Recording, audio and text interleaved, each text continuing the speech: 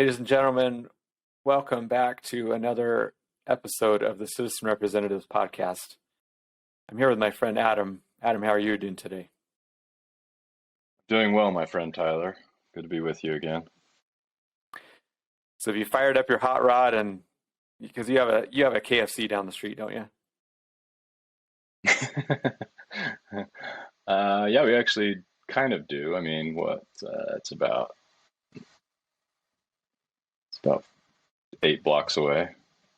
It's not too far. My point is, things may get so crazy here during COVID that we may have to smuggle KFC like some Australians are doing right now. I know that the black market during these things is going to be pretty epic. So it's important that we either start cultivating these relationships or starting doing things on our own to make, meet the needs of the people. Yeah, well, and I'm thinking that those businesses will just not even be existent. So what we're going to have to do is I've been working on traps for squirrels that go down the power line in my backyard. We got squirrels, We got birds. They come and they like to eat our garden. And then I'm thinking, at night, occasionally you see a bat. And so I'm thinking a bat would be appropriate during COVID to start seeing if that's a nice cuisine. Have you ever had bat? I work in a situation. Have I ever had bat? I have not had bat. I've seen the pictures of bats in soup look like they're laying in a jacuzzi. It looked very appetizing and enticing, and I wished there were a Wuhan diner here locally that I could go to, but sadly, would that not be that would be the greatest name for opening a restaurant in Utah? Wuhan diner. Oh, that's nice. I have where I work, we order a lot of food, and I have heard that there has been difficulty getting food in. So to go to your point that those restaurants may be shut down, well, it's not just an issue with KFC per se. There's issues along the supply chain everywhere. So Citizen Representatives reduces corruption in politics by uniting as legal citizens to elect lawmakers with the ironclad agreement that they'll vote on bills according to a majority vote by citizens in their district or state. So we're going to talk about a lot of these. We're going to talk about some of the things in the news today, and hopefully we can come up with ways that we could, possible law or possibly different things and policies would be able to help the situation. And I think the very first thing is to, whenever government presents a solution to something, it's usually from a problem that they created in the first place. So once you crack that code, it's like, okay, let's stop cutting at the edges of these weeds and start getting down to the root of the issue. Once a program starts, well, then it creates a bunch of unintended consequences, and then you have to create another program to ameliorate those consequences, and then it just keeps going on and on. So I don't know what type of solutions we'll be able to come up with today. We'll probably do a lot of complaining, but the first thing that we're going to talk about is the border crisis along the Texas border right now. So CNN reports 12,000 migrants have been waiting in makeshift camps under the Del Rio Bridge in Texas. So this has been going on for not a very long time, at least this particular crisis. All of a sudden, a huge amount of people from Haiti have shown up at the border, and the only place that they've been able to find shelter is under this bridge. Now, if you've looked at a map, have you looked at a map lately and seen like where Haiti is in relation to Texas? A little ways away. Like, I'm going to have to look, but I don't even think that there is landmass there. It's like, I think Haiti is on, this shows you how good I am at geography. Yeah, I'm pretty sure you can Uber. I don't think they're even connected. You can get an Uber boat off the island of Haiti and take that to Dominican. And then from there, you could swim to the tip of Florida And then from Florida, you could get on a Greyhound, go up over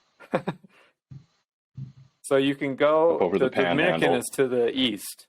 The Dominican is to the east. Like if you were to like land hop, you'd have to go to Cuba and then like the Bahamas and then Florida. But Okay. to Texas, like I just, there's no direct route there besides airplane. And so a lot of people are speculating that a lot of these Haitians have already had a kind of asylum in Mexico or some other country in between Haiti and the United States. And then all of a sudden they show up there. So what was the trigger? Do you know what the potential or possible trigger was for them to come here? I don't know, but it sounds Or subversive. what precipitated this? I don't know. I haven't read anything on that other than people said, "Hey, here's a path that's open. This particular little section of the Rio Grande. Come on over." So I don't know what exactly is going on there, but there was a lot of there's a lot of talk about it in conservative circles. It generally doesn't make the news very, very much, at least as far as I understand. I don't watch the news, so take that for what you will. But where is Joe Biden in all this? This is, President Trump.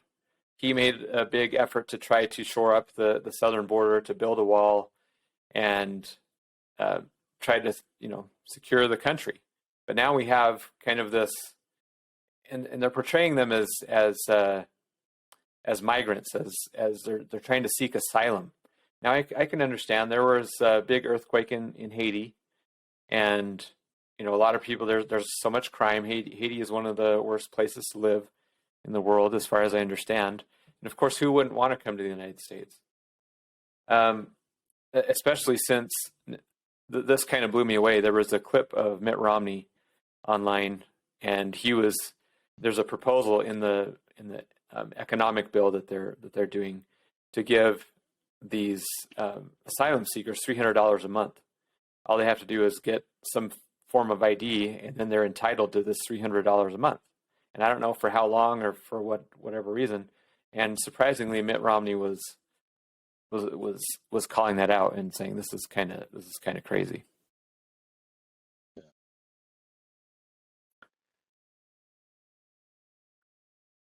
Another thing that they were doing is, so Fox News they had a drone, and they were documenting this situation. And so, of course, once the news started getting out, and I don't know why they couldn't just go there with regular cameras if it was too far away, or if it was just they were trying to get a shot of everyone at the same time, or what. But the FAA banned their drone from flying over because of security concerns. And I don't really buy that. Like I just don't get it. What could they possibly? Are there ulterior motives here, or what's the deal with that? Well, I mean, the FAA. Let's see. That's a federal agency. Is that right? Federal something. Yeah. So it's a federal agency, and I don't know. I don't even know who's over them. Are they under? They're not even under the umbrella of the Homeland Security, are they? They're just their I own don't know thing, kind of directly. a quasi governmental agency. Well, it just Anyway, seems that it should be under the executive, right? It should, like all of these agencies, they should be under the executive. Yeah. Because it has to be under some part of the government, doesn't it? Yeah. Anyway, Well, go ahead. Yeah, I was going to say, it's not surprising at all. I mean, it would take one phone call from the executive, an executive admin. Hey, we don't like these images. Could you guys help us out there? And of course, being in government, I'm sure there was some person willing to, some bootlicker that was just more than happy to oblige. Of course, if President Trump would have done that, you would have had leak after leak within the FAA saying, we're being we were made to do this. We were forced by President Trump to do this. But of course, since most everyone in the who's employed by the federal government votes a certain way, then it's no big deal. So I wouldn't say retaliation, but in kind of response to this, the local sheriff or some sort of law enforcement agency took the local Fox News chapter up into the air in a helicopter so they could get kind of similar footage. I think since this has happened, the FAA may have loosened that and may be allowing the drones now. But there's just so much optics of what's going on, and it's kind of weird.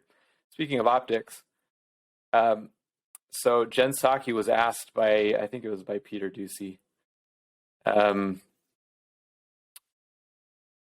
Let's see. As individuals come across the border, they are both assessed for whether. Oh, I don't want to read. That's not what I wanted to say. She was asked about the people coming across the border and if they were vaccinated against COVID-19, because of course everyone should be vaccinated against COVID-19. And she says they are assessed if they have symptoms, and then their intention is for them to be quarantined. Of course, intention is one thing; it's whether that happens or not is another. And then they said they are not intending to stay here for a lengthy period of time, was the justification for which they're not mandating that these people be vaccinated. So is that an excuse that you and I can use? Like, we've talked about starting a different country. Like, maybe I'm not planning on being here for that long, so don't make me get the vaccine. Is that going to fly? Probably not, but I do like the angle of I identify as vaccinated. I'm playing that one as far as that will take me. It works for everybody else. I identify as a hippopotamus. I identify as vaccinated. Easy. We're going to get to more vaccination stuff in a few minutes, and some interesting bedfellows, if that's the right saying. So, so then you have these migrants who are there in this area, and so they send in the Border Patrol, and they send in the Border Patrol on horses. And there were some images that appeared to show that these riders on the horses were whipping the immigrants. And this, kind of pun intended, whipped the news into a frenzy. It was the images were shared, and then they just kind of lit on fire in the social media sphere, and they, of course, it's showing the ignorance of these people, because as we find out later on, they were not whipping them. These were long split reins that they were using, the reins that they were using to steer the horses. Now, they may have been whipping them. They weren't whipping the people. I saw a video, a guy kind of made this action with his hand that it did kind of look like he was whipping, but he wasn't whipping somebody. And so it's kind of another one of those egg on the face moments. And they say they're using whips, and they're bringing people back to slavery times on the plantation when people were whipped. What's your take on this? Are they justified in whipping them or not? Well, I wouldn't want to see that. I hope they're not actually whipping them. But this is the kind of imagery that the leftists just love. They lap it up, and I heard Maxine Waters just going off, and this is all they have is to play the race card, go back to it's worse than slavery, really.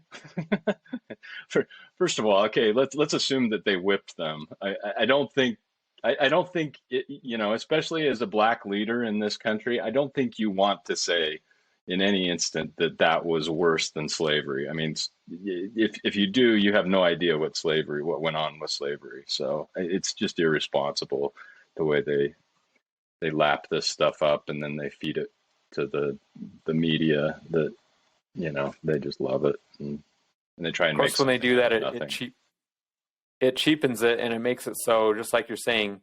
You're just saying those things to bring down someone else and to demean them and to metaphorically. I don't know what the phrase is. I'm at a loss for words, but it's not good. So then John Cardillo, I don't know how it's pronounced. I don't know if that's how you pronounce his name. But he reports that those border agents who were quote unquote whipping the migrants have been suspended. So they're under, says the Border Patrol agents who did their jobs are suspended. So this is what happens when, this is the line with police. On the one hand, like, I'm generally supportive of the police. And in this instance, I would say I'd be supportive of them because they weren't whipping them. They weren't like, they didn't have a lasso and like were, at a rodeo and like swinging and grabbing their ankles and then roping them down, hog tying them and hitting the clock and saying time. It's not like they were doing this for sport. This is something that they have been tasked to do, and they were doing their job.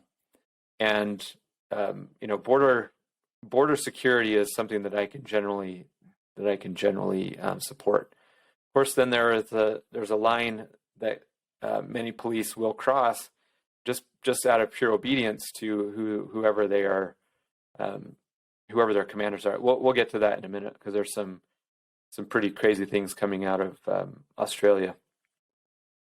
So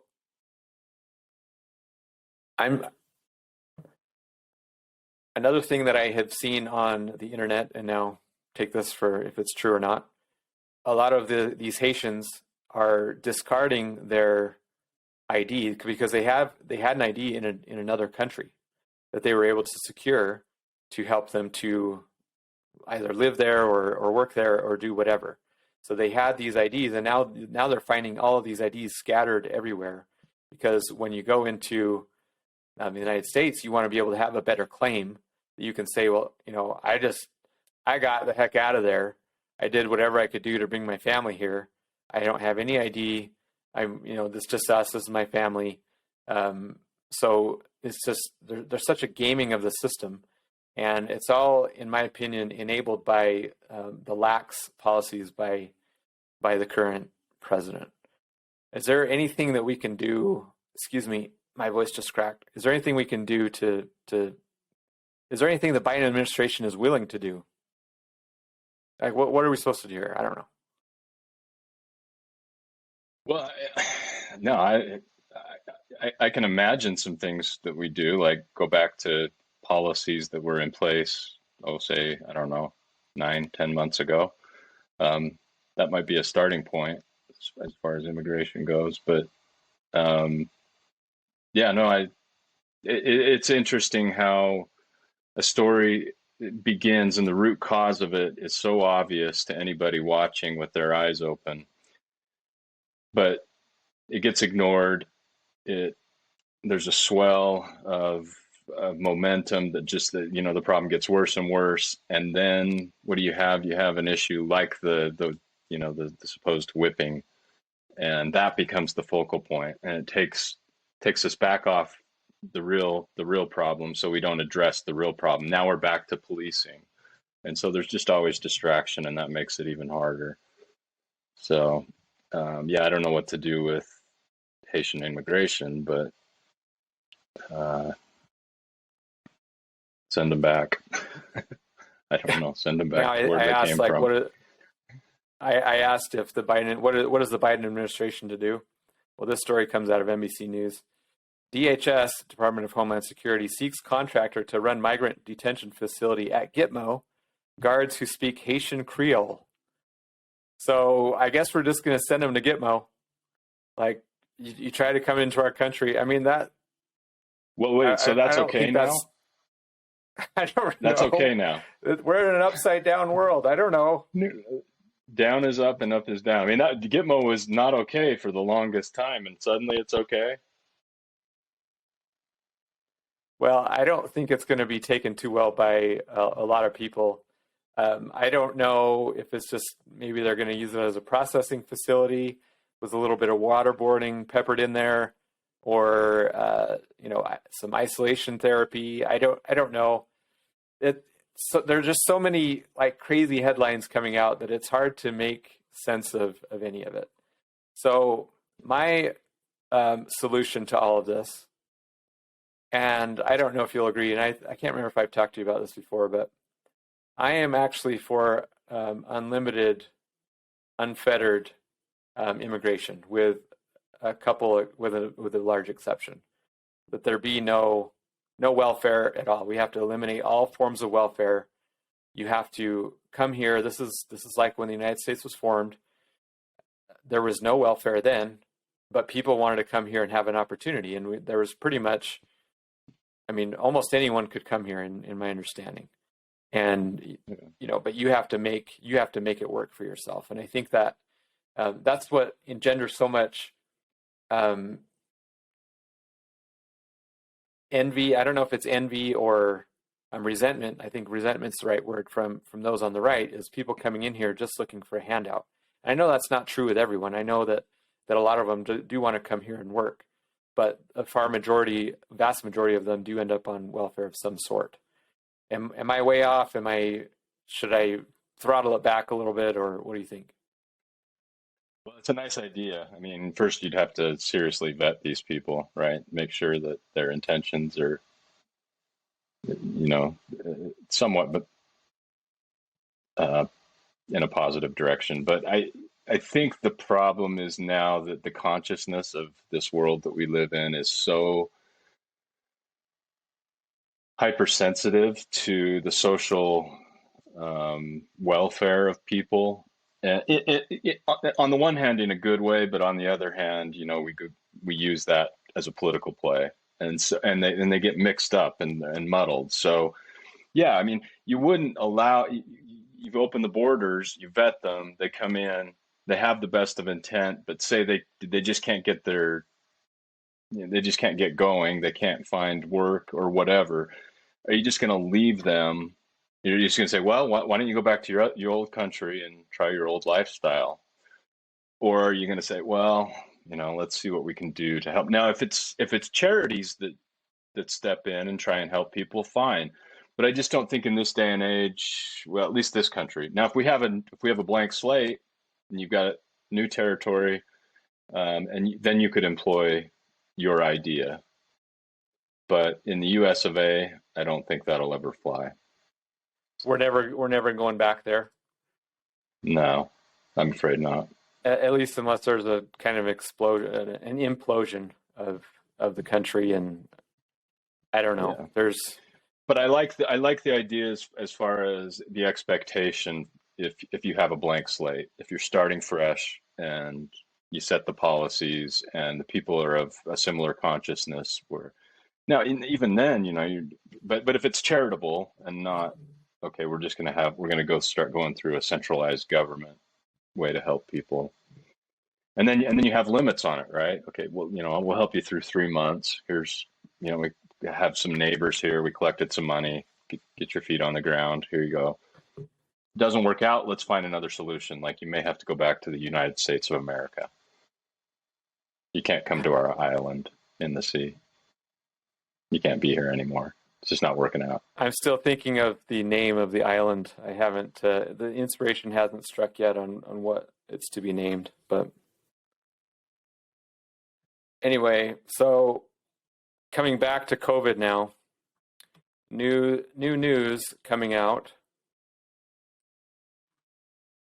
This was reported by the Telegraph, but the secondary article is from Human Events because there was a paywall at the Telegraph. So you want the original story, go to the Telegraph.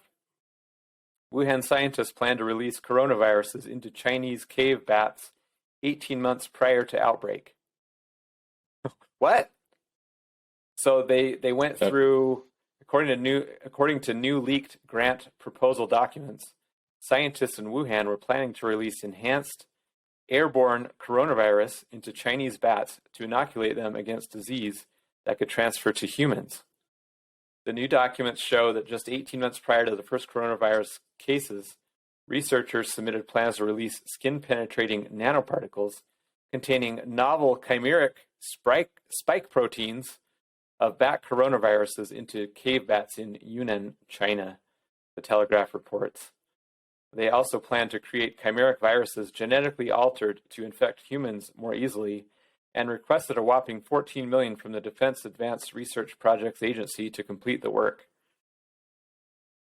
Okay, did we already know this, or is this just more confirmation? Because it seems like immediately after, this is just like the Hunter Biden story that that nobody could talk about, that it was confirmed immediately by conservative sources, and then now just Politico is confirming it.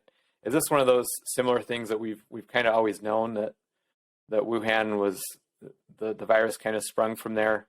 We've had sporadic confirmation reporting, but now this seems to be more of a concrete backing behind that, or what's going on? Well, it's fascinating how the virus came from bats in a cave, but now, actually, we were trying to infect the bats in the cage with the virus. So the chicken or the egg. But this just begs more questions than it answers, really. I mean, this is just mad scientist crap. I don't get it. It's astounding to me. And it's like they were going after the spike protein. I mean, that sounds like they were combining the vaccine with with the infection itself. We got all kinds of chemicals being poured into bats, and I don't get it. Do we know if there's to me. Do we know if there's much of a connection between these labs and pharmaceutical companies? Like, there's got to be a connection in one way or another, right? Because you don't want to create something in the lab that there's really no cure for. You want to be working, like, seems like you'd have at least somebody clandestinely working from, a pharmaceutical employee clandestinely working at the lab, so that you can go, okay, this is what they're working on. This is what we need to, be prepared for. What do you think? So when are they going to come out with that? You see where I'm going with that? If they were prepared, you would think that they would have a drug ready, a vaccine or something, but it would have to work, right? It would have to actually work. That would be the caveat. According to so the mRNA vaccines, quote unquote vaccines, they had already been invented before this coronavirus outbreak. It was just a matter of finding the right protein to target. So I think the idea was already there to combat this, but so far at least the vaccine hasn't been as effective as many people would have liked. So this is, it's just, now I don't know if this was released as a bioweapon, but it could have been, and if it was, like, is this one of the most successful kind of terrorist attack in all of history? Well, but I think you have to combine in their propaganda too, right? Because we go back to what's the actual damage done? There's people that died from corona and people that died with corona. And so you go back to the numbers and you start, like, can we do an audit of all of this stuff? Because I would like to start there and get actual honest numbers versus the chaos that ensued in trying to mitigate against the virus, which has wreaked havoc. So yes, and to answer your question, this is one of the greatest weapons ever used against all of humanity. But I think it's as much propaganda as it is an actual, harm, especially when we treat it so poorly and seems like we do everything wrong in trying to treat it, and we're unwilling to use things that seem to actually work. And then we hide numbers, it's all that stuff. Yeah, it's been war gamed out, I think, for decades, probably. We know when a pandemic comes, this is what we're going to do. And they're following a lot of that. But a lot of that. What I mean is, okay, what do you mean? So, like, if you go back to CDC and WHO their protocols for such a pandemic. They had already established that lockdowns don't work and that masks don't work in that situation for that type of viral infection, of that microscopic size. So that was the protocol before COVID. And that's why when this came out, they were all saying, lockdowns don't work, masks don't work. And then all of a sudden, you have this 180 and they, okay, yeah, we got to go to masks. So maybe you're talking about something else. I mean, I know they have disaster contingencies in place for sure, but those two things to me seem like they were documented as being completely the reverse of what we actually did. Yeah, so you do have good people inside some of these organizations. So I'm not arguing that the entirety of these organizations has different motives, but and to your point, they had talked about hydroxychloroquine before because that was in a movie that we watched. I can't remember the name of the movie, but it's with seems like Jake Gyllenhaal or some movie star, and there's a pandemic, and they talk about the chloroquine, and in that way. So they've known about this. They don't just get that from nowhere. That comes from documentation. They have people who work on these movies. They have advisors who are in infectious disease, and so so hydroxychloroquine goes out the window. Now you can't talk about ivermectin. You can't talk about vitamin C, vitamin D, zinc. I mean, you can't talk about these things. I mean, sunshine. You can't talk about sunshine. We're people in positions of authority can't promote those things because they're not accepted. So my point was that, or what I was trying to say, as far as following the plan, I think there were, this is the conspiracy theorist part of me. There were people who were looking to take advantage of this. So the good people who had, things that actually would work, and then they were overridden by people who were actually in charge. And so this is totally out there. I don't know if this is. It just seems to me on the surface that it appears that people are taking advantage of this to take control of us. Yeah, if I hear you right, I don't think we disagree. I was just saying that some of the protocols were actually different. Yeah, but I don't disagree that people certainly took advantage, and even people that said, "Here's the protocol." Before, I mean, Fauci himself said, "Yeah, we don't, masks won't help against this, right?" And but then it became a convenient thing to promote that. So, for whatever reason. Okay, so now this is something I talked about. Is the term curious bedfellows? What's the term? Something like that.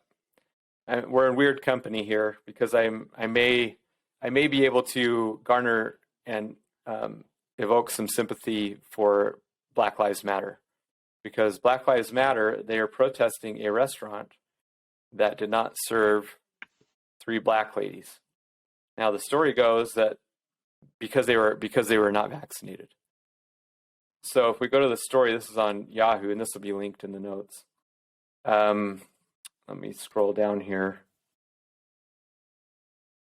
On Thursday, 3 black women were taped attacking the waitress at Carmine's Italian restaurant, after which they were arrested and charged with instigating a fight. The women alleged that the waitress used racial slurs against them that provoked them, but no recording of such altercation has been made public thus far. The owner of Carmine's, Jeffrey Bank, denied that the hostess used racial language while asking for proof of vaccination. So Black Lives Matter is saying they're now protesting this restaurant because the ladies were not seated and served because they were not vaccinated. Now that may not be the actual story, and that's usually what happens with things that Black Lives Matter do. They tend to not understand the whole story or purposely leave out context or whatever so that they can promote themselves and things like that. But I don't know if I'm for actually protesting like this yet, or if I'm just kind of in the mindset of we're just going to, if you're unvaccinated, I would say kind of a peaceful retraction from your participation in society. I don't know. What's your comment on this? So the story when I saw this was that I saw the video footage and it actually looked like the three restaurant patrons were being the aggressors. Like they had, you can't tell because you don't know the audio. And the allegation of a racial slur didn't occur until a day later, and a lawyer got involved, right? But it sounded like the poor hostess was just doing her job. The city mandates it; she's got to do it, right? Because otherwise, they get their business shut down if they serve them inside. So they were told they have to be served outside if they're not vaccinated. The three patrons got hot.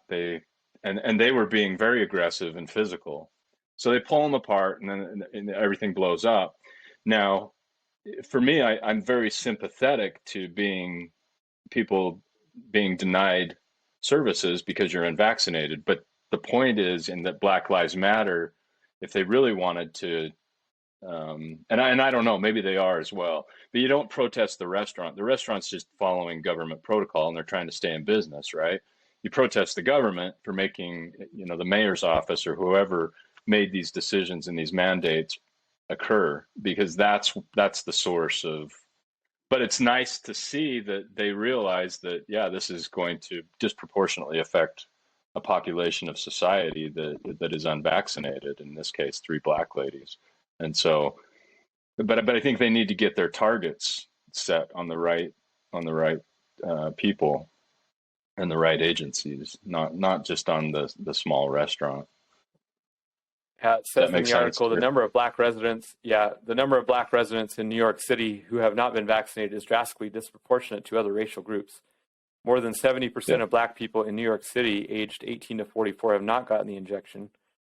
There's a variety of reasons for the lag in shots, including religious beliefs and distrust in the government.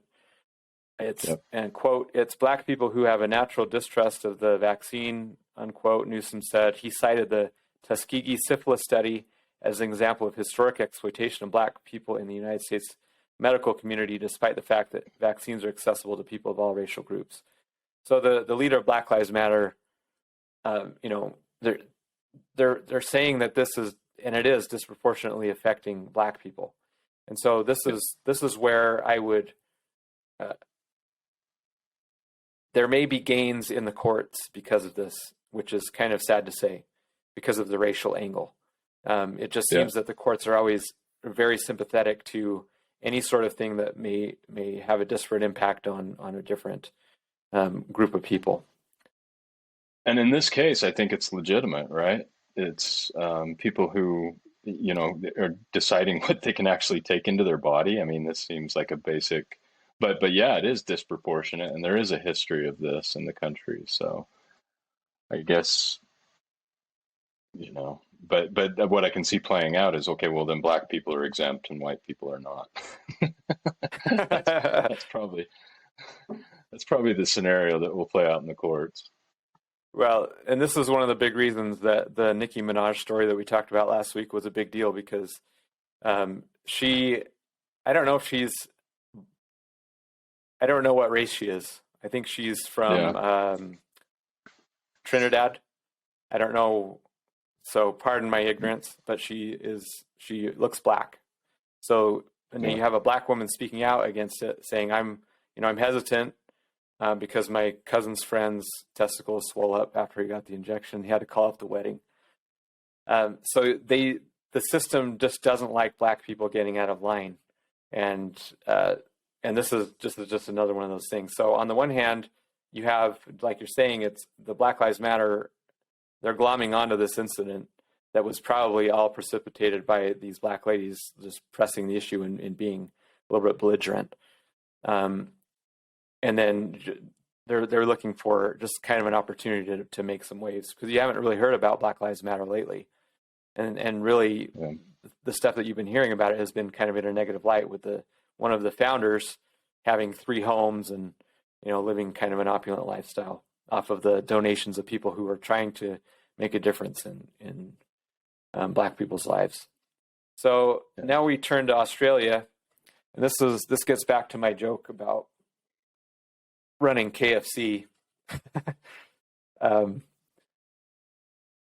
So this is an article from Business Insider. 2 New Zealand gang associates were arrested after trying to smuggle a car full of KFC chicken, French fries, and 10 tubs of coleslaw into Auckland during a lockdown, people say. So is this like black market stuff, or are they just having a big party? Or maybe this is just like their form of food storage. Like, I don't know. Can we really judge these people for this? Like, what was their, it says the New Zealand police said they arrested 2 men smuggling KFC and $70,000 in cash into Auckland. It's the second time fast food halls have led to charges amid the city's strict COVID-19 lockdown. There's just so many weird things coming on. What do you think? Well, so they were gang members? Is that what the article said? Well, it said the police identified the pair as gang associates. So they were probably just little mules, runners. They weren't probably gang members, but I don't know.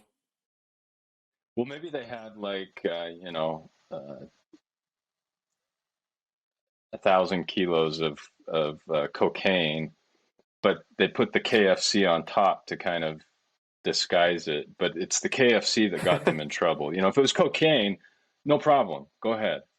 But yeah, the KFC, that's a problem. We can't have you violating.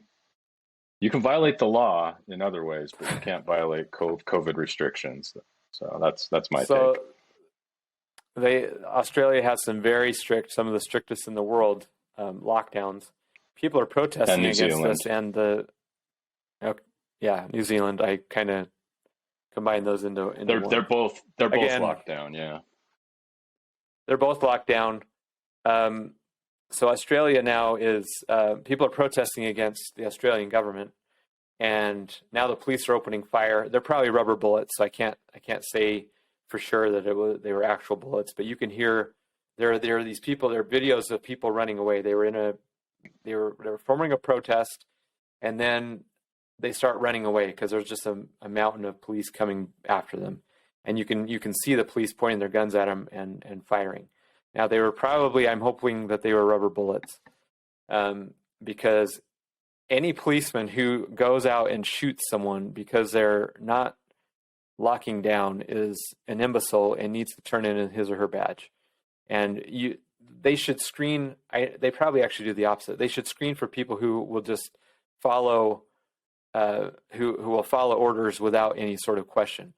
And this is where I was kind of getting to with the police thing. On the one hand, I support good policing. On the other hand, you'll have policemen who are good in 99% of the cases, but then you get some commander or some government who says, you need to go and round up the people because they're not following our orders.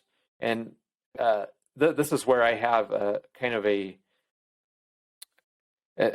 have a hesitancy towards being fully behind any sort of police movement because of this fact. So I don't know what to make of this. What do you think? Well, we distinguish between what happens in everyday. A cop has an incident, a confrontation with somebody. 98% of those go just fine. They deal with the situation, but then probably even less than 2% of those cases, you have these incidents where something escalates, and it's usually criminal behavior that precipitates that. And so, but those are individual decisions based on moments in time, and occasionally there's a bad actor, but these are, it wasn't precipitated by. It was usually precipitated by a law that seems pretty reasonable, like you can't go 80 miles an hour in a 45 zone, or whatever these, or you can't hit your girlfriend on the street. So usually, but in this case, you have police put in the very awkward position of having to enforce these ridiculous lockdown rules. And so now they're in the bad spot, and the lights shining on them. And what do? You either resign from the force because you disagree with what you may have to do in that situation. But in the other, so I think we need to distinguish between the two the two scenarios, right? And the laws and the rules that are in place that would cause a cop to make a decision in those situations. I doubt most of these cops want to enforce this, but then you're playing team sports at this point, and you're doing your job, and you want to collect a paycheck because paychecks are hard to come by in a lockdown, right? So, yeah, they're in a hard place, but there's still no justification in my mind. There was photos of an old lady who 70 years old got pushed down, and there's two officers spraying her with pepper spray from like 2 feet away. It's like, she's no threat to you. Your masks are down. She doesn't have it. It's like there's just no justification. So, of course, this is one of the reasons to never give up your guns. I don't think you'll see that in the United States. Well, maybe you have. I don't know. There's just so many.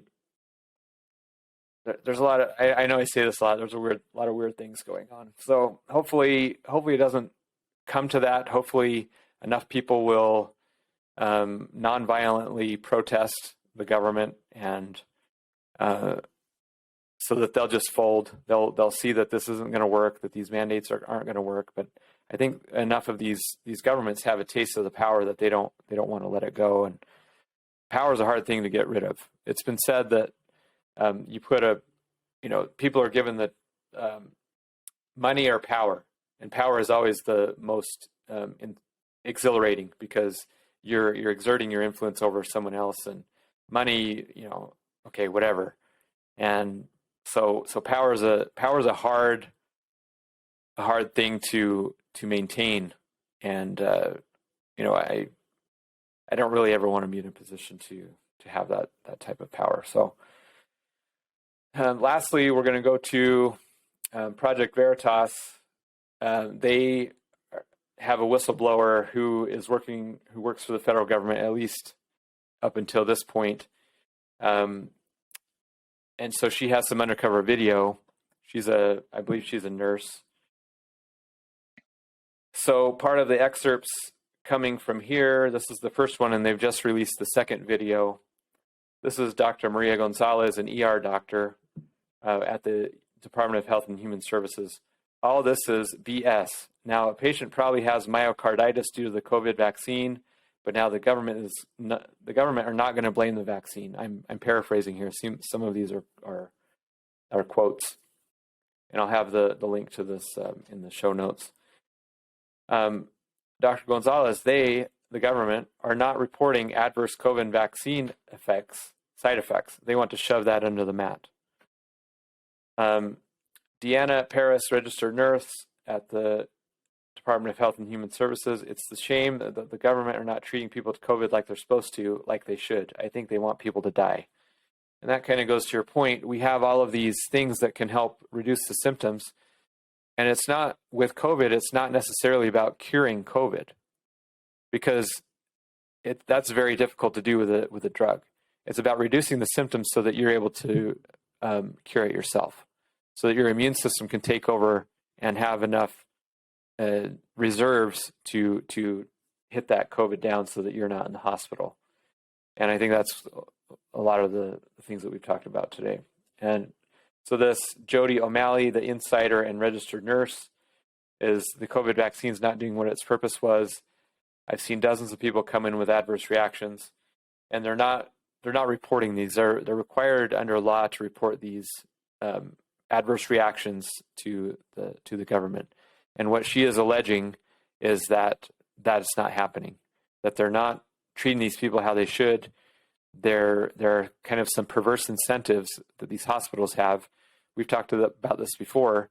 They have an incentive to have people registered as COVID because they get more money, and that's been proven. That's been proven in the reporting and in the documentation that hospitals do get more money for people who have COVID. Another thing that this maybe happened. This is an anecdote that I saw. People who would come in with COVID symptoms, if they don't show in their paperwork that they have received the COVID vaccine, like you're probably part of a medical network, Adam, as am I, And so if I were to get the vaccine from that medical network, it's connected to the hospital, and so it's going to show that I have had that COVID vaccine. Now, if you get the vaccine from a farm like CVS or Walgreens, that may not necessarily be reported. So you'll have people coming in with these symptoms, and if it doesn't show that on their record, they're being marked as unvaccinated, even though they may be vaccinated. So there's just so much of this manipulation of data by either not telling us everything or not reporting everything that it's so hard to believe anything that comes out in the news, because you just don't know. How are we to make sense of all this? Should we believe? There's the one hand you believe everything that is said, on the other you don't believe anything.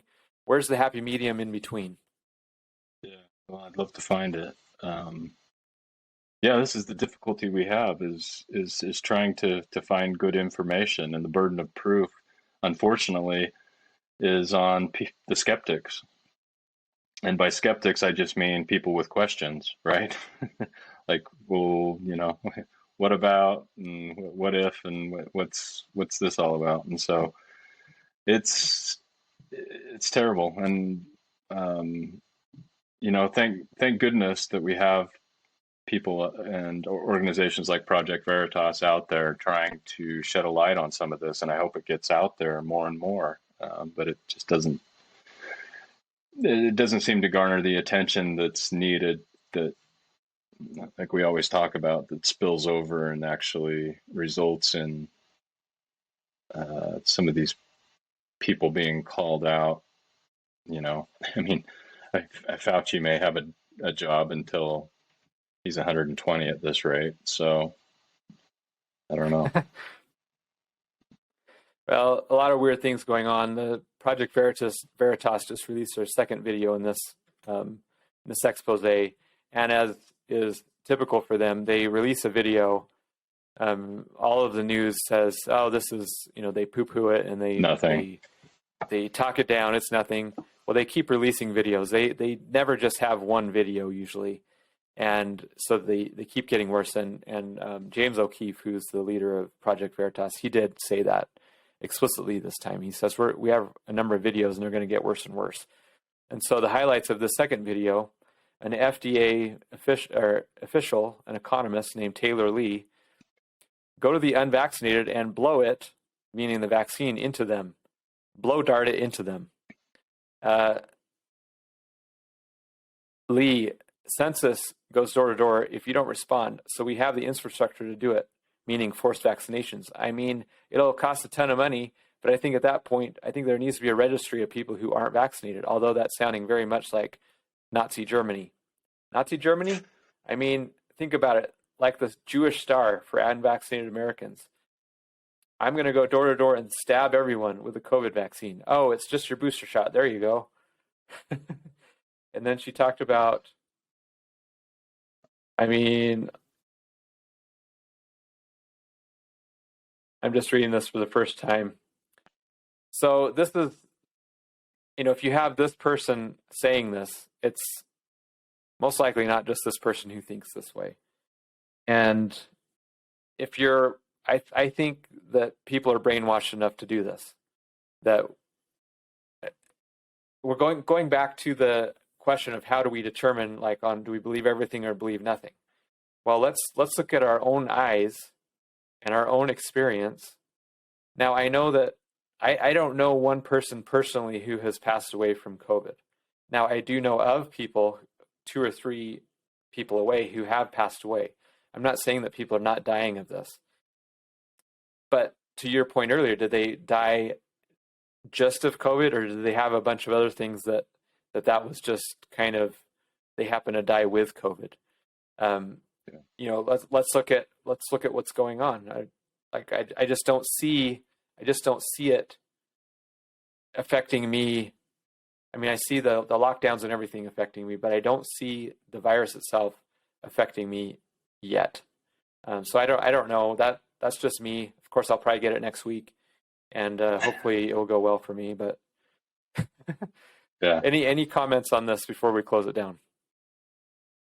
Just last thoughts. it's going to be incumbent on freedom-loving people who maybe are vaccinated, right? Or who definitely are vaccinated. We need their support, because this just isn't right. You should not force anybody to take a medicine they do not want to take, especially one that hasn't truly been vetted the way medicine normally is. So it's going to take more than just the unvaccinated to fight this. We need strong leaders, media, politicians who just support the idea of freedom. So that's number one. Number two is I hope we keep shedding light on dark places, because there's darkness everywhere, and we need the light to shine on it. And God bless Project Veritas and other whistleblowers who are willing to fight and shine that light. So hopefully it will continue. I'm hoping this is the proverbial, it's the darkest right before dawn. There's so much darkness going on right now and so much pressure being put on freedom that I'm hoping that it wakes up enough people that they are willing to stand up and just say, no, I'm not doing this. Even if I have the vaccine, I'm not going to participate in your charade. I'm not doing that. This is not something that we need to do. There's so much going on. Be vigilant. Citizen representatives, we get together as citizens to elect representatives with the understanding that they'll vote with a majority of us. And maybe some states have passed laws in response to the COVID response, with regard to masks and with regard to lockdowns and things like that. So I applaud them for the states who have done that to expand, or at least to protect some of the freedoms that we had. But we need more of that. We need people who are willing to stand up and be courageous. And I hope that you would do that. This has been another episode of the Citizen Representatives podcast. Catch us on YouTube, Facebook. We have a Twitter account. Catch us on wherever podcasts are available. We appreciate your time, and we will catch you next time.